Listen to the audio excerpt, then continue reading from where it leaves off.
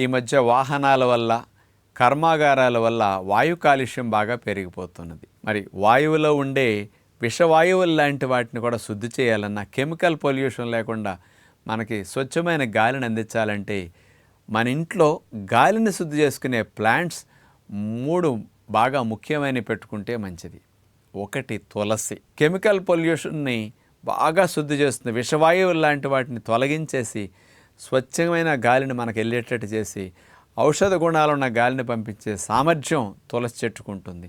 అందుకని ఏదో 1 పూజ కోసం పెట్టుకుంటున్నారు, కానీ తులసి కుండీల్లో పెట్టుకుని ఒక 10, 20, 30 కుండీలు అట్లా తులసి కుండీలు ఇళ్లల్లో కనపడాలి.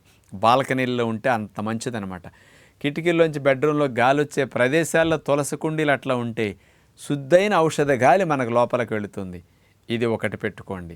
2వది అలోవెరా. ఇది చాలా గాలిని శుద్ధి చేసే గుణం కలిగి ఉంటుంది.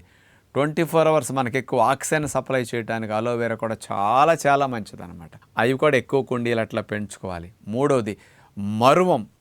అందుకనే దేవుడి మాలల్లో కానీ జడలో పెట్టుకునే పూలల్లో కూడా మరువు ఎందుకు పెడతారంటే అది ఆ వాసన మనకు వచ్చేసరికి దాని ద్వారా హ్యాపీ హార్మోన్స్ డోపమిన్, సెరటోనిన్ లాంటివి బాగా పెరుగుతాయి, కార్టిజాల్ లాంటివి బాగా తగ్గిపోతూ ఉంటాయి అన్నమాట.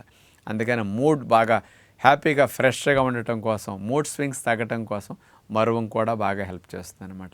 ఈ 3 ఔషధ గుణాలున్న మొక్కల్ని ఇళ్లల్లో పెట్టుకుని మరువం గుచ్చితే వచ్చేస్తుంది, గిల్లుకుంటుంటే కొత్త చిగురు వచ్చేస్తుంది.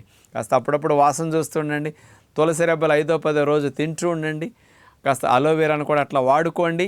గాలితో పాటు లోపలికి పంపిస్తే కూడా ఈ లాభాలన్నీ మనం పొందడానికి అవకాశం ఉంటుంది. ఆరోగ్యాన్ని దృష్టిలో పెట్టుకుంటే ప్రతి ఫ్యామిలీ, ప్రతి ఇంట్లో ఈ 3 మొక్కలు ఎక్కువ కుండీలు పెంచుకోవటం మంచిది.